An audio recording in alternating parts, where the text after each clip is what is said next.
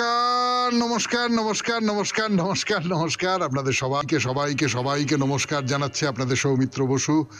সবাইকে অজস্র শুভ কামনা জানাচ্ছে, সবাইকে স্বাগত জানাচ্ছে আজকের এই শরণাগত অনুষ্ঠানে এবং সবাইকে শুভ সকাল জানাচ্ছে। শুভ হোক, শুভ হোক, সকলের শুভ হোক, সকলের ভালো হোক, কল্যাণ হোক, মঙ্গল হোক, মঙ্গল হোক, মঙ্গল হোক। আজকে শ্রী গোপাল ভট্ট গোস্বামীর তিরোভাব তিথি। বেণীমাধবশীলের পঞ্জিকা অনুযায়ী আজকের দিনটার কথা বলি। আজকে 15ই আষাঢ় 1432, ইংরেজির 30শে জুন 2025, সোমবার। আজ পঞ্চমী। সূর্যোদয়ের সময় ভোর 4:58, সূর্যাস্তের সময় সন্ধে 6:24। নক্ষত্র মঘা। আজকে জন্মে সিংহ রাশি, ক্ষত্রিয় বর্ণ, রাক্ষসগণ। দিনের বেলা 10:34 গতে নরগণ। আমাদের হোয়াটসঅ্যাপে চিঠি পাঠাবার নাম্বার 9831922927। চিঠির গোড়ায় অতি অবশ্যই SG লিখতে হবে, সে তো আপনারা সকলেই খুব ভালো করে জানেন। এবার তাহলে আজকের অনুষ্ঠান সম্পর্কে বলি। আজকের অনুষ্ঠানে প্রথমে পুরাণ চিরন্তন। পুরাণ চিরন্তনে আমরা এক রাজার কথা বলছিলাম, দুষ্যন্ত। দুষ্যন্ত শকুন্তলার গল্প সবাই জানে, ছোটবেলা থেকে শুনে আসছি, সকলে দুষ্যন্ত শকুন্তলার কথা জানি।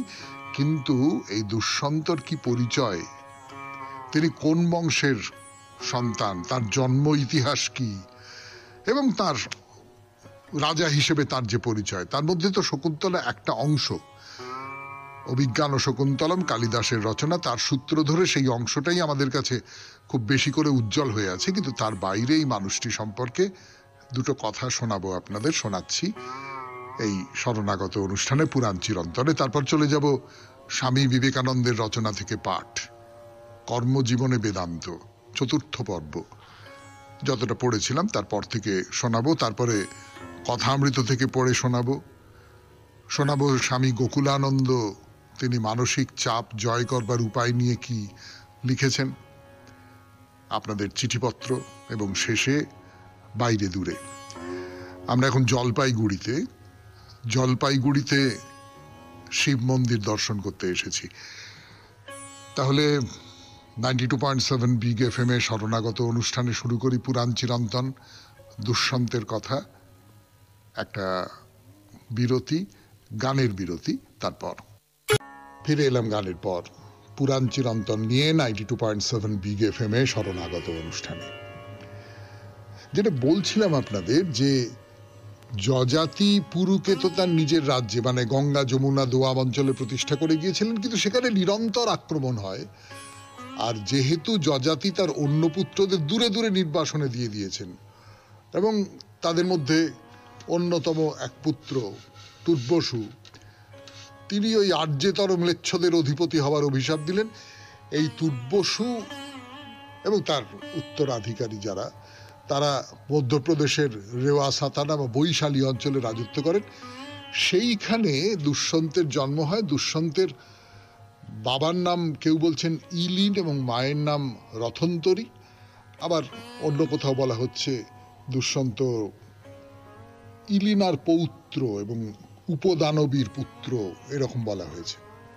আবার কেউ বলছেন পুরুবংশীয় রৈভ্যের পুত্র, ইত্যাদি ইত্যাদি। ফলে এইটা ধরে নেওয়া যায় যে দুষ্যন্তের ইতিহাসটা, জন্মের ইতিহাসটা আমরা খুব ভালো করে জানি না। কিন্তু এই যে যখন খুব আক্রান্ত হচ্ছে পুরু রাজ্য, তখন একটু দূরে কোথাও একটা পৌরবরা নিশ্চিহ্ন হবার মুখে যখন, তখন বংশের উত্তরাধিকারী অন্য একটা জ্ঞাতিকুলে বেড়ে ওঠার মধ্যে কিন্তু কোনো অস্বাভাবিকতা বা অগৌরব নেই। বিশেষ করে দুষ্যন্ত যে মরুত্বের আশ্রয় পেয়েছিলেন, তিনি পালিত পুত্রকে এতটাই স্নেহ করতেন যে দুষ্যন্তের সময় থেকেই তুর্বসুর বংশধরেরাও তাদের স্বাতন্ত্র্য হারিয়ে পৌরবদের মধ্যে মিশে যায়। তো ভাগবত পুরাণে বলা হচ্ছে যে দুষ্যন্ত রাজ্য লোভে তুর্বসুদের ত্যাগ করে চলে গিয়েছিলেন।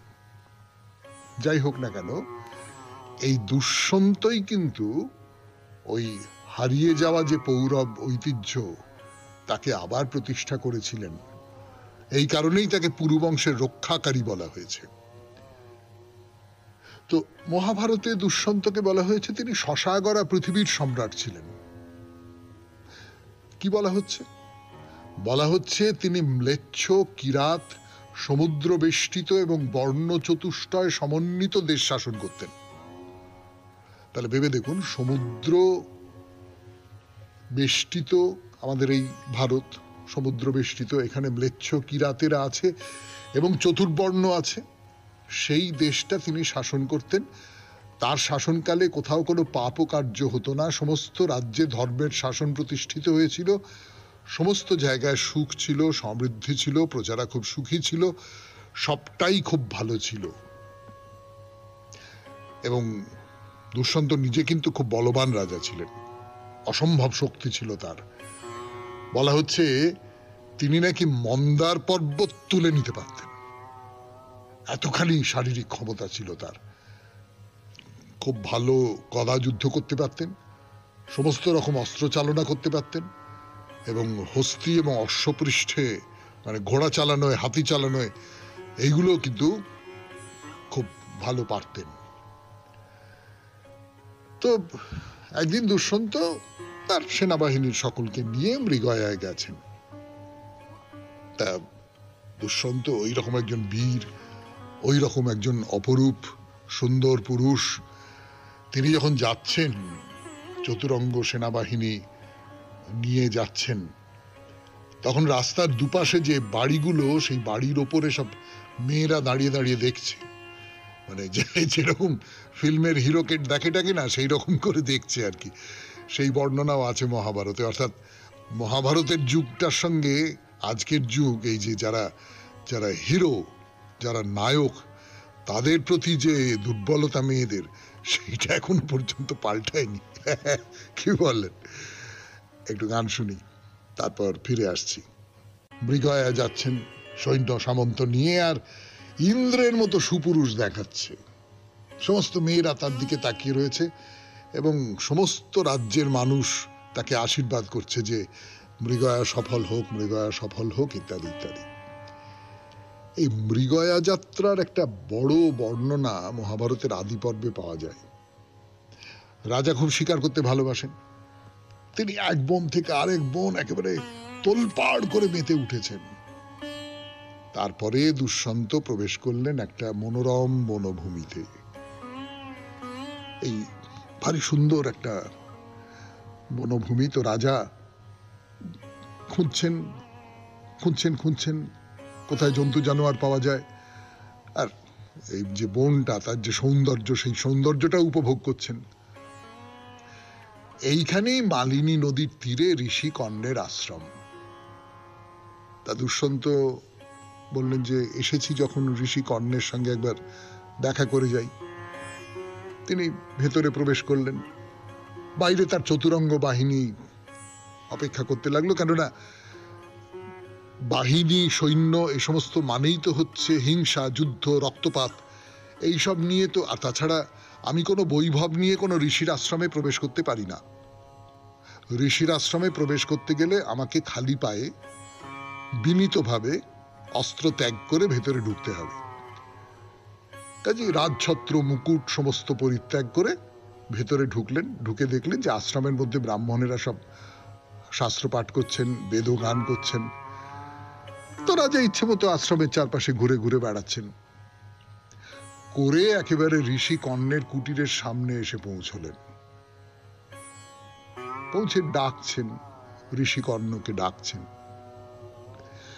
তখন ঋষি কর্ণের বদলে লক্ষ্মী প্রতিমার মতো সুন্দরী একটি মেয়ে, তপস্বিনীর পোশাক, তপস্বিনীর বেশ, তিনি কুটিরের বাইরে বেরিয়ে এলেন। আপনারা বুঝতেই পাচ্ছেন, ইনি হচ্ছেন শকুন্তলা। মহাভারতে আমাদের পুরাণে যে শকুন্তলার গল্প আছে, সেই গল্প কালিদাসের থেকে খানিকটা আলাদা। সেই গল্প শোনাবো আপনাদের, কিন্তু আজকে আর নয়। আজকের মতো পুরাণ চিরন্তন এখানেই শেষ করছি, আবার পরের দিন। এবারে তাহলে একটু গান শুনবো। গানের পর স্বামী বিবেকানন্দের রচনা থেকে পাঠ, পর্ব। অদ্বৈতবাদের সিদ্ধান্ত এই, আমরা বস্তুকে গুণ হইতে পৃথক রূপে চিন্তা করিতে পারি না, একথা সত্য, এবং পরিণাম ও অপরিণাম এই দুইটিও একসঙ্গে ভাবিতে পারি না, এরূপ চিন্তা করা অসম্ভব। কিন্তু যাহাকে দ্রব্য বলা হইতেছে তাহাই গুণ। দ্রব্য ও গুণ পৃথক নহে, অপরিণামী বস্তুই পরিণাম রূপে প্রতিভাত হইতেছে। এই অপরিণামী সত্তা পরিণামী জগৎ হইতে সম্পূর্ণ স্বতন্ত্র নয়। পারমার্থিক সত্তা ব্যবহারিক সত্তা হইতে সম্পূর্ণ পৃথক বস্তু নয়, সেই পারমার্থিক সত্তাই ব্যবহারিক সত্তা হইয়াছে। অপরিণামী আত্মা আছেন, আর আমরা যেগুলিকে অনুভূতি ভাব প্রভৃতি বলিয়া থাকি, এমনকি এই শরীর পর্যন্ত সেই আত্মস্বরূপ। কিন্তু বাস্তবিক আমরা এক সময় দুই বস্তু অনুভব করি না, একটিই করিয়া থাকি। যখন আমি নিজেকে শরীর বলিয়া চিন্তা করি তখন আমি শরীর মাত্র, আমি ইহার অতিরিক্ত কিছু বলা বৃথা। আর যখন আমি নিজেকে আত্মা বলিয়া চিন্তা করি তখন দেহ কোথায় উড়িয়া যায়, দেহানুভূতি আর থাকে না। দেহজ্ঞান দূর না হইলে কখনো আত্মানুভূতি হয় না। গুণের অনুভূতি চলিয়া না গেলে কেহই বস্তু অনুভব করিতে পারে না। এইটি পরিষ্কার করিয়া বুঝাইবার জন্য অদ্বৈতবাদীদের পুরাতন রজ্জু সর্পের দৃষ্টান্ত গ্রহণ করা যাইতে পারে। যখন লোকে দড়িকে সাপ বলিয়া ভুল করে তখন তাহার পক্ষে দড়ি উড়িয়া যায়, আর যখন সে উহাকে যথার্থ দড়ি বলিয়া বোধ করে তখন তাহার সর্পজ্ঞান কোথায় চলিয়া যায়, তখন কেবল দড়িটিই অবশিষ্ট থাকে। বিশ্লেষণ প্রণালী অনুসরণ করাতেই আমাদের এই দ্বিত্ব বা তৃত্বের অনুভূতি হইয়া থাকে। বিশ্লেষণের পর এগুলি পুস্তকে লিখিত হইয়াছে। আমরা ওই সকল গ্রন্থ পাঠ করিয়া অথবা উহাদের সম্বন্ধে শ্রবণ করিয়া এই ভ্রমে পড়িয়াছি যে সত্যই বুঝি আমাদের আত্মা ও দেহ দুয়েরই একত্র অনুভব হইয়া থাকে। বাস্তবিক তাহা কখনো হয় না, হয় দেহ না হয় আত্মার অনুভব হইয়া থাকে। উহা প্রমাণ করিতে কোনো যুক্তির প্রয়োজন হয় না, নিজের মনে মনেই ইহা পরীক্ষা করিতে পারা যায়। তুমি নিজেকে দেহশূন্য আত্মা বলিয়া ভাবিতে চেষ্টা করো, দেখিবে ইহা প্রায় অসম্ভব। আর যে অল্প সংখ্যক ব্যক্তির পক্ষে ইহা সম্ভব, তাহারা যখন নিজেদের আত্মারূপে অনুভব করেন তখন তাহাদের দেহবোধ থাকে না। তোমরা হয়তো দেখিয়াছ বা শুনিয়াছ অনেক ব্যক্তি সম্মোহন, হিপনোটিজম প্রভাবে অথবা মৃগীরোগ বা অন্য কোনো কারণে সময়ে সময়ে এক প্রকার বিশেষ অবস্থা লাভ করে। তাহাদের অভিজ্ঞতা হইতে জানিতে পারা যায় তখন তাহারা ভিতরে কিছু অনুভব করিতেছিল এবং তাহাদের বাহ্যজ্ঞান একেবারেই ছিল না। ইহা হইতেই বোধ হয় অস্তিত্ব একটি, দুইটি নয়, সেই এক নানা রূপে প্রতীয়মান হইতেছেন। আর এ সকলের মধ্যে কার্যকারণ সম্বন্ধ আছে। কার্যকারণ সম্বন্ধের অর্থ পরিণাম, একটি অপরটিতে পরিণত হয়। সময় সময় যেন কারণের অন্তর্ধান হয়, সেই স্থানে কার্য অবশিষ্ট থাকে। যদি আত্মা দেহের কারণ হন তবে যেন কিছুক্ষণের জন্য তাহার অন্তর্ধান হয়, সেই স্থানে দেহ অবশিষ্ট থাকে। আর যখন শরীর ভাব অন্তর্হিত হয় তখন আত্মা অবশিষ্ট থাকেন। এই মতে বৌদ্ধদের মত খণ্ডিত হইবে। আত্মা ও শরীর দুইটি পৃথক, এই অনুমানের বিরুদ্ধে বৌদ্ধেরা তর্ক করিতেছিলেন। অদ্বৈতবাদের দ্বারা এই দ্বৈতভাব অস্বীকৃত হওয়ায় এবং দ্রব্য ও গুণ একই বস্তুর বিভিন্ন রূপ প্রদর্শিত হওয়ায় তাহাদের মত খণ্ডিত হইল। শুনলেন স্বামী বিবেকানন্দের রচনা থেকে পাঠ। 92.7 বিগ এফএম এ শরণাগত অনুষ্ঠানে এইবার কথামৃত।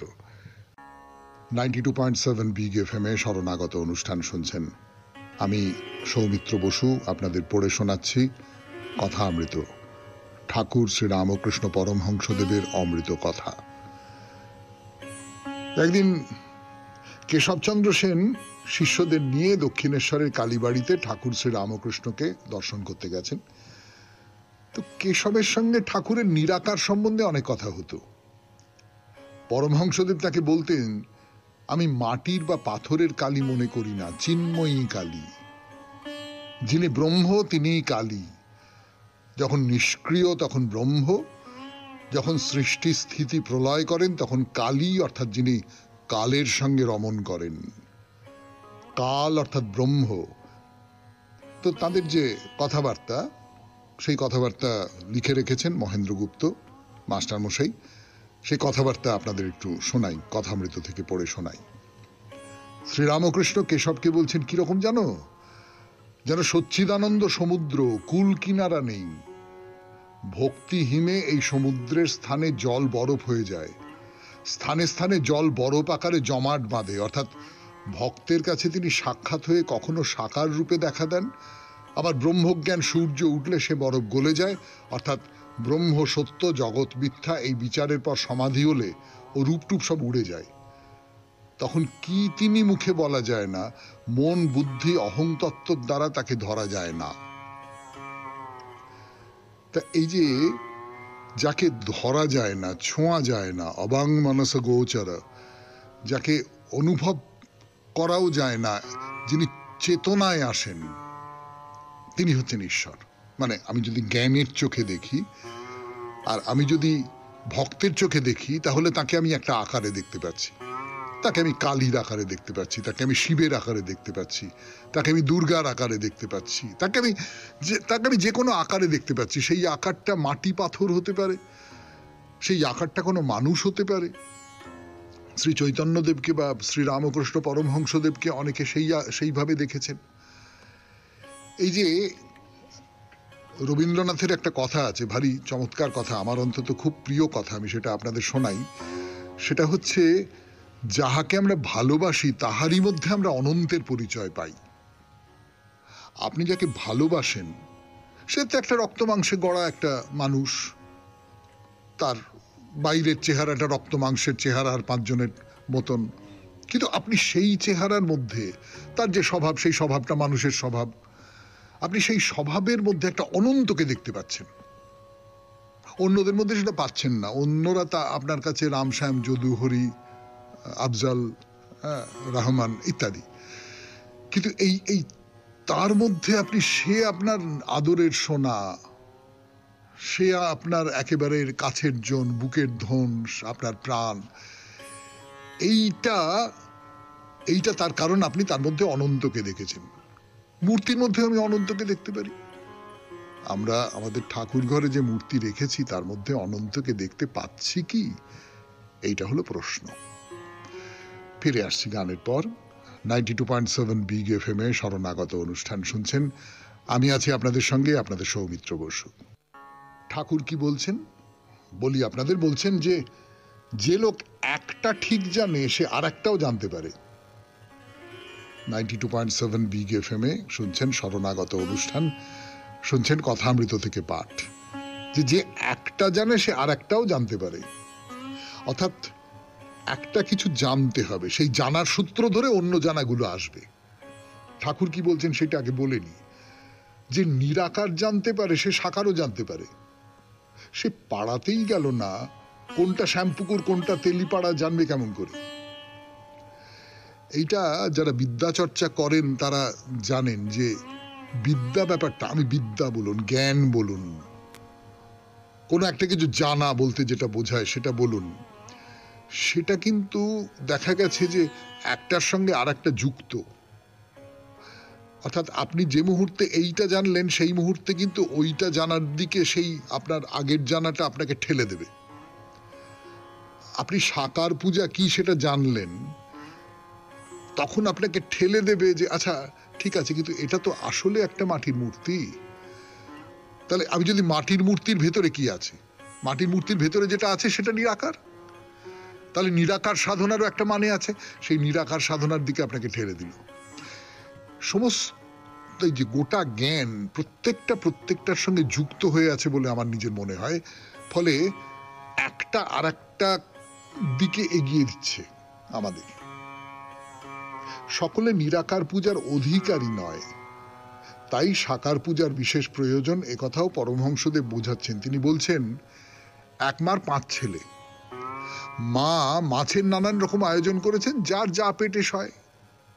কারোর জন্য মাছের পোলাও করেছেন, যার পেটের অসুখ তার জন্য মাছের ঝোল করেছেন, যার যেটা পেটে সয়। এদেশে সাকার পুজো হয়। খ্রিস্টান মিশনারিরা আমেরিকা ও ইউরোপে এদেশবাসীকে অসভ্য জাতি বলে বর্ণনা করেন। তারা বলেন যে ভারতবাসীরা পুতুল পুজো করেন, তাদের অবস্থা খুব শোচনীয়। স্বামী বিবেকানন্দ এই সাকার পুজোর অর্থটা আমেরিকায় প্রথম বোঝালেন। বললেন ভারতবর্ষে পুতুল পুজো হয় না। স্বামীজি আরো বললেন অধিকারী ভেদে সাকার পূজা ও নিরাকার পূজা।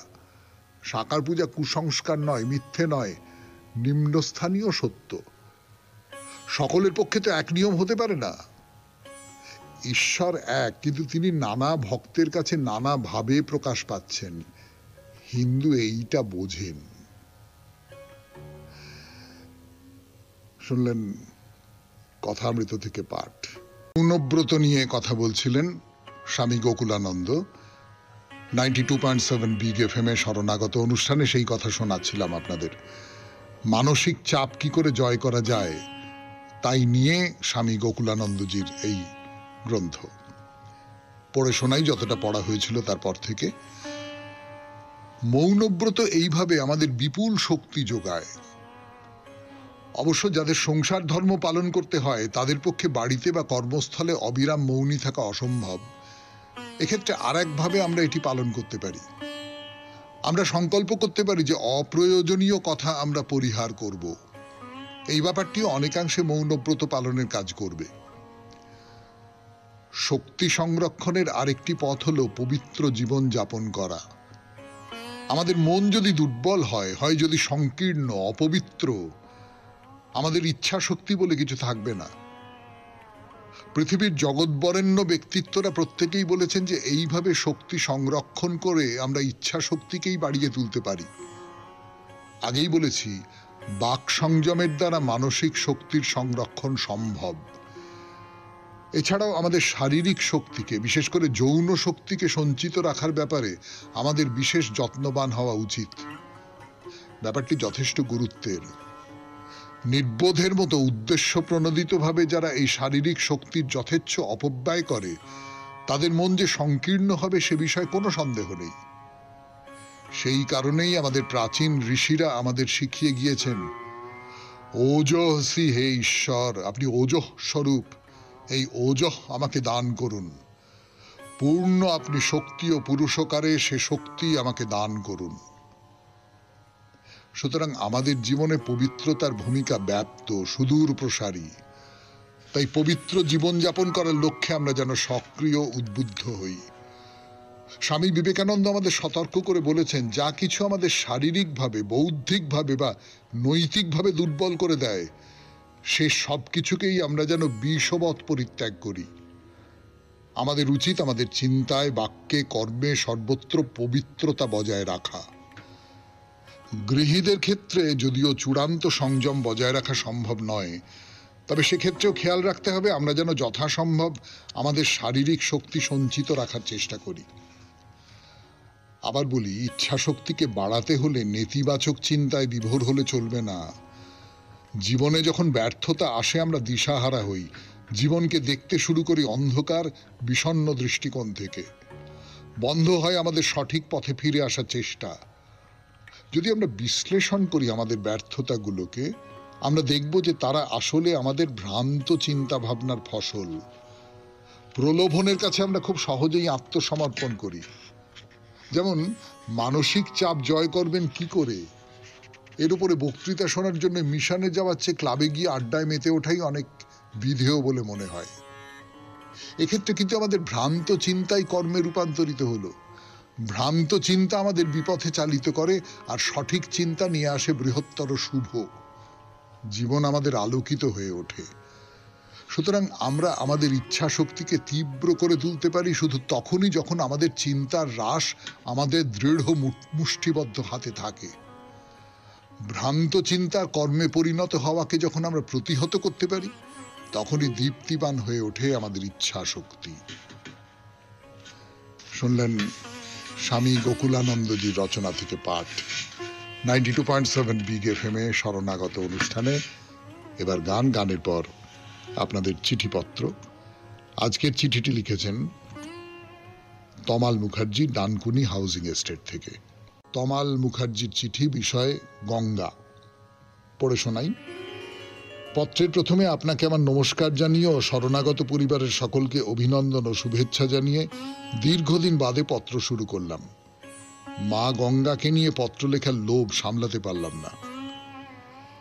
দেবী সুরেশ্বরী ভগবতী গঙ্গে ত্রিভুবন তারিণী তরল তরঙ্গে, শঙ্কর মৌলি বিহারিণী বিমলে, মমমতিরাস্তাং তব পদ কমলে। আমাদের এই নশ্বর দেহের মধ্যেই তো তিনি বিরাজমান।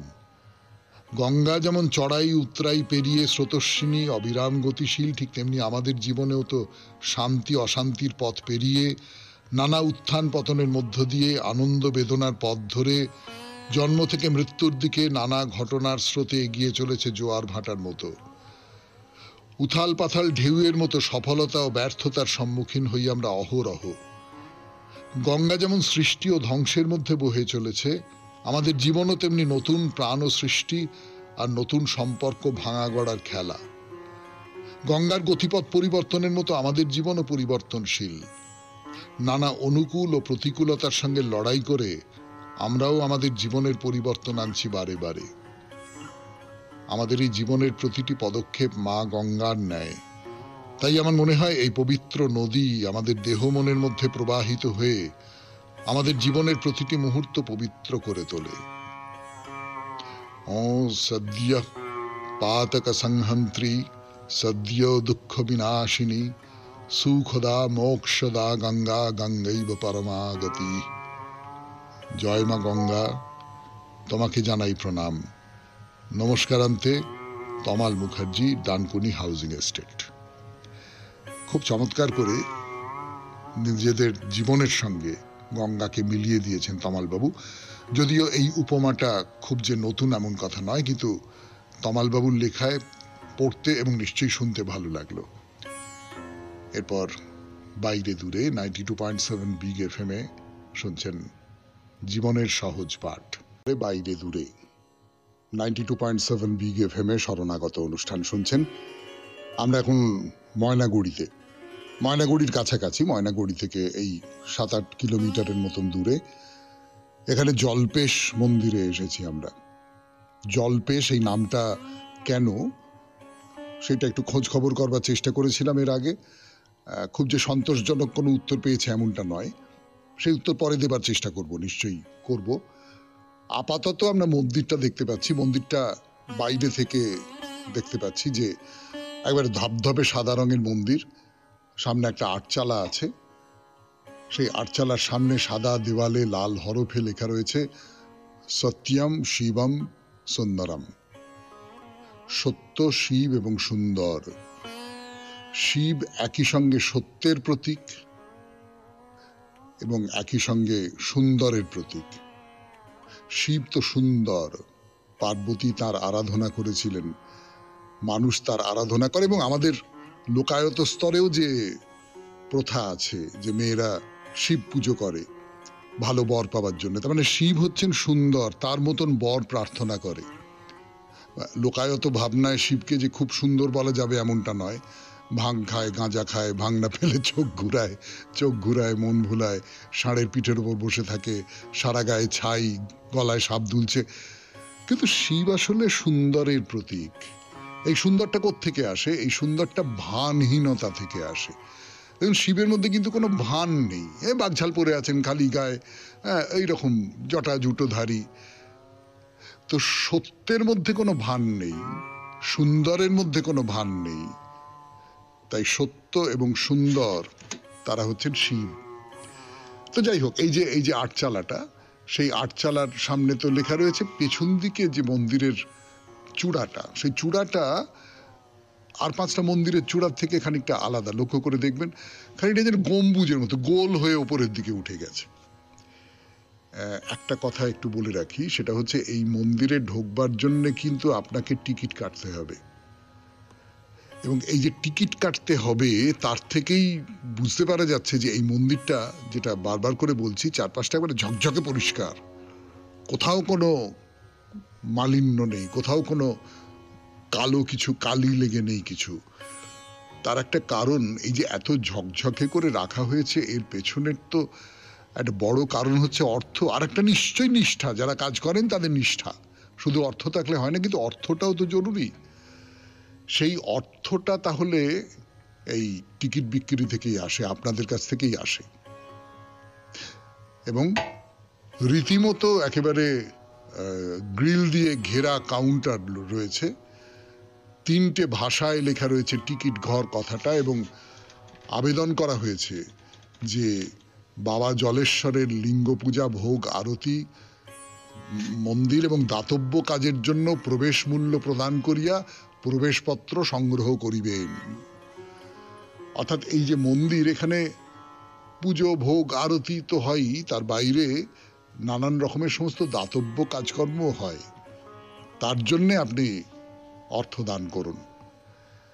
তো এদের একটা কমিটি আছে, তার নাম জল্পেশ টেম্পল কমিটি, এবং কাউন্টারের পাশে খুব বড় করে একটা কিউআর কোডও দেওয়া রয়েছে, অর্থাৎ একেবারে আধুনিক ব্যবস্থা। আপনি যদি মনে করেন যে না আমি সরাসরি টাকা দিতে পারবো না, এই মন্দিরের যে ব্যাংক অ্যাকাউন্ট সেখানেও আপনার টাকা আপনি পৌঁছে দিতে পারেন। তো টিকিট কাউন্টারের পাশেই মন্দিরে ঢোকবার প্রবেশ পথ, সেই প্রবেশ পথের সামনে দাঁড়িয়ে একটু গান শুনে নি, তারপর মন্দিরে প্রবেশ করা যাবে। 92.7 বিগ FM এ শুনছেন শরণাগত, জীবনের সহজ পাঠ। ফিরে এলাম গানের পর। 92.7 বিগ FM এ শরণাগত অনুষ্ঠান শুনছেন। আমি আছি আপনাদের সঙ্গে, আপনাদের সৌমিত্র বসু। কাউন্টারে টাকা দিয়ে তো আপনি মন্দিরের মধ্যে প্রবেশ করলেন, এইবারে আপনি যাচ্ছেন, কিন্তু প্রবেশ করবার যে রাস্তাটা খুব চওড়া এরকম কথা বলা যাবে না, মানে সরুই, খুব চওড়া নয়, কেন বলছি সরুই, একটা ছোট দরজার মধ্যে দিয়ে মন্দিরের ভেতরে ঢুকতে হবে। তো মন্দির কটা থেকে কটা পর্যন্ত খোলা থাকে সেইটা বলি এবারে। এই মন্দির খুলে যায় ভোর 4টের সময়, মানে শীতকালে তো বটেই, গরমকালেও কিন্তু অন্ধকার। আলো ফুটতে শুরু করে 5টার পর থেকে। আপনারা তো জানেন, শরণাগত শোনেন যখন, কখন আলো ফুটতে আরম্ভ করে সেটা আপনারা খুব ভালো করে জানেন। তো 4টের থেকে মোটামুটি 7টার সময়, সন্ধে 7টা, যখন বাবার শয়ন হয় তখন পর্যন্ত মন্দির খোলা থাকে। তবে যখন বিশেষ পার্বণ আসে, যেমন শ্রাবণ মাসে বাবার মাথায় জল ঢালা হয়, সেই সময়ে বলা বাহুল্য যে এই নিয়মটার ব্যত্যয় হয়। প্রচুর মানুষ, লক্ষ লক্ষ মানুষ, মানে এই যে শিব মন্দিরটা, এটা হচ্ছে উত্তর পূর্ব ভারতের অন্যতম প্রধান শিব মন্দির, অন্যতম প্রধান শৈব তীর্থ। ফলে দলে দলে মানুষ বাবার মাথায় জল ঢালতে আসেন। সারা রাত মন্দির খোলা থাকে, মাঝে শুধু হয়তো ঘন্টাখানেকের জন্য মন্দির একটু বন্ধ করে রাখা হলো, ওই শ্রাবণ মাসের কথা বলছিলাম। তো যেটা বলছিলাম আপনাদের, যে কিউআর কোড দেওয়া রয়েছে টিকিট কাউন্টারে, যার মারফত আপনি ব্যাংক ট্রান্সফার করে আপনার প্রবেশ মূল্য দিয়ে দিতে পারবেন, ঠিক তেমনি করে মন্দিরে প্রবেশ করবার জন্য সেখানেও 2টি গেট লাগানো আছে। তবে তারা বোধহয় এখন আর কাজ করে না। ওই মেট্রোর স্টেশনে গেট যেরকম লাগানো থাকে না, ওই আপনি ওই কিউআর শিট ওইটা একটা দিলেন, দিয়ে দরজাটা খুলে গেল, তো সেটা এখন আর খুব কাজ করছে না। ঢোকবার মুখে কিন্তু একটা নিষেধাজ্ঞা আছে, সেটা হলো মন্দিরের ভেতরে কোনো ধূপকাঠি জ্বালা যাবে না। না, সেই নিয়ম যে ঠিক মানা হয় সেটা বলতে পারবো না, আমরা এক্ষুনি দেখতে পাবো, সেটা বলছি আপনাদের। তারা সরু গলিপথের মতো, সেই গলিপথ দিয়ে আপনি খানিকটা এগিয়ে গেলেন, ডান দিকে হঠাৎ একটা চওড়া জায়গা, তো সেইটা একটু মন্দিরের মতো করে রাখা হয়েছে। অনেক সময় হয় না যে একটা পথ ধরে যাচ্ছেন, পাশে খানিকটা চওড়া জায়গার মতন পাওয়া গেল, সেইখানে দুপাশে 2টি মূর্তি আছে, 2জন প্রহরী, মানে প্রহরী বলেই মনে হয়। এবং যেটা খুব আশ্চর্যের বিষয়, কৌতূহলের বিষয়ও বটে, সেটা হলো 2জনের পোশাকের রং কিন্তু আলাদা, আর 2জনের গায়ের রঙও আলাদা। হ্যাঁ, এদের 2জনের ঊর্ধ্বাঙ্গ অনাবৃত, 2জনেরই গলায় রুদ্রাক্ষের মালা, হাতে বাজুবন্ধ রুদ্রাক্ষের, 2জনের হাতে 2টি দণ্ড নিয়ে দাঁড়িয়ে রয়েছে। কিন্তু যেটা বলছিলাম আপনাদের, সেইটা হচ্ছে একজনের গায়ের রং গোলাপি আর আরেকজনের গায়ের রং হলুদ, একেবারে পরিষ্কার গোলাপি, পরিষ্কার হলুদ, আর ঠিক মাঝখানে এক বৃষ, নন্দী। কিন্তু এইখানেই শেষ করি। আজকের শরণাগত। আমাদের হোয়াটসঅ্যাপে চিঠি পাঠাবার নাম্বার 9831922927। চিঠির গোড়ায় অতি অবশ্যই SG লিখতে হবে। রবীন্দ্রনাথের কবিতা দিয়ে শেষ করব। কবিতার নাম বুড়ি। এক যে ছিল চাঁদের কোনায় চরকা কাটা বুড়ি, পুরাণে তার বয়স লেখে 700,020। সাদা সুতোয় জাল বনে সে, হয় না বুনন সারা, পণ ছিল তার ধরবে জালে 1,00,000 কোটি তারা। হেনকালে কখন আঁখি পড়ল ঘুমে ঢুলে, স্বপনে তার বয়সখানা বেবাক গেল ভুলে। ঘুমের পথে পথ হারিয়ে মায়ের কোলে এসে, পূর্ণ চাঁদের হাসিখানি ছড়িয়ে দিল হেসে। সন্ধেবেলায় আকাশ চেয়ে কি পড়ে তার মনে, চাঁদকে করে ডাকাডাকি, চাঁদ হাসে আর শোনে। যে পথ দিয়ে এসেছিল স্বপন সাগর তীরে, দুহাত তুলে সে পথ দিয়ে চায় সে যেতে ফিরে। হেনকালে মায়ের মুখে যেমনি আঁখি তোলে, চাঁদে ফেরার পথখানি যে তক্ষুনি সে ভোলে।